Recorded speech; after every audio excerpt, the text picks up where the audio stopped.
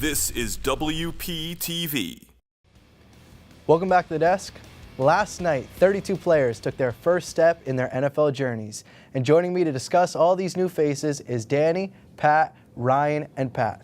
Now, fellas, we'll start with question one. Who is the most immediate impact player in this draft? There's a lot of good players, but Danny, you had to pick one. Who is going to make the immediate impact right away? Right. Like you said, a lot of good players. You just mentioned 32 of them. But let's take a look at this graphic here. I mean, when you think about impact players, you're going to find most of them in the top 10. There you see the full list of the top 10 picks. And for my answer, look no further than the 6th pick, Quentin Nelson. The Colts nabbed him up from Notre Dame. They have big problems on that offensive line. Whether Andrew Luck is ready to play at the beginning of the season, I don't know yet, but whoever they have back there, they're going to need protection. So Quentin Nelson's going to have a big season, I think. And the most interesting part about the top 10 is for the first time we had 4 quarterbacks to see Mayfield, Darnold, Allen, and Rosen all go in the top 10. But Pat, are any of those quarterbacks your impact guys? For me, no, because we all know I am a diehard Bronco fan, and the best player in this draft is Bradley Chubb. Coming in with great pass rushers, Von Miller, Shane Ray, Shaq Barrett, he's going to learn from them. He's already the most gifted pass rusher in the draft, best defensive player in the draft. He's going to make an immediate impact for the run defense and pass defense for this team. I love what Bradley Chubb's going to bring to that Bronco defense. Let's go to another AFC West team. The Los Angeles Chargers picked up Derwin James, safety out of Florida State.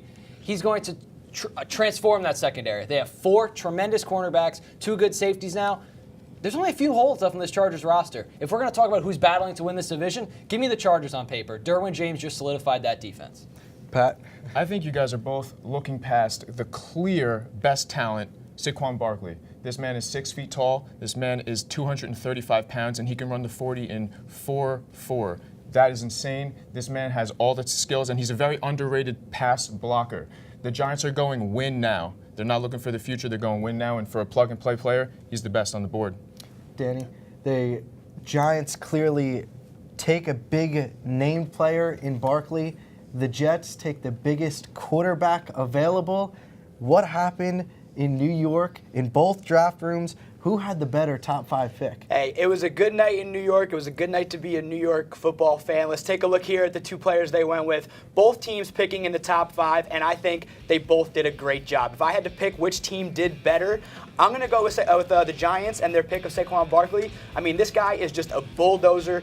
Great lateral speed, a big dude, like you said, an incredible pass blocker, and I think he's going to change the game for the Giants more so than Sam Darnold will for the Jets. Danny, I couldn't disagree with you more. As I per do not usual. think the Giants. Listen, I don't think they're ready to win now. They were 3-13 last year. Yep.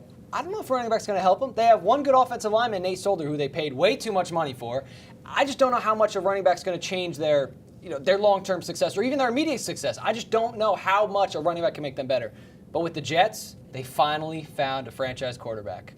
No, he's not going to bust like Mark Sanchez. He's not going to be Kenny O'Brien. He's not going to be Chad Pennington. This is the truth, and the Jets have finally found their man. And Jet fans should be thanking their lucky stars at GM Don Dorsey for the Browns and GM Dave Gettleman for the Giants. The Jets have won this draft with Sam Darnold.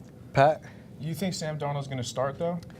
Listen, even if he doesn't start day one, Saquon Barkley has is to be a main starting plug-in day player. one. He's going to be on the starting lineup. He's going to be touching the rock game Yeah, one. And that's absolutely. Go No, ahead. exactly. I'm with Doyle on this one. You got to take him and throw him right in there. Throw him into the fire. That's the best way he's going to learn. Him and Rosen are the 2 most ready quarterbacks in this draft. Throw I out agree there. with that. So Sam Darnold, he has Josh McCown there to learn from. Don't do the typical Jet thing. Start Josh McCown 8 games. Then when you're 3-10 or whatever, He's a quarterback coach on the field. even if you start Josh McCown, that's fine. The Jets aren't ready to compete for a playoff, so they have too many holes in their roster. But at least they have. What did the Eagles do? The Eagles 2 years ago traded up everything to get Carson Wentz, and look where they are now. If the Jets can build around Sam Darnold, why can't they be in that position if he's this good? And that's why the Giants, I've been saying it since the first day of the draft, take Sam Darnold if he falls to you for the Giants. All my friends said no. Sam Darnold is the best quarterback in this draft, and the Giants had their future successor to Eli Manning, and they passed up on him. Yeah, definitely a big night in New York. We'll see throughout the years on if Darnold is that franchise guy and if Saquon can truly be the first franchise running back to bring Super Bowls, multiple Super Bowls, to a franchise. Now, a lot of teams had very impressive day ones. But Doyle, we'll start with you. What team needs a good day 2 and day 3? I really feel like the Dallas Cowboys do. That NFC East it's a dogfight in there every year. And Leighton Vander Esch really helps them in the linebacking core. Sean Lee's always hurt, but they still have issues in the secondary and the defensive line.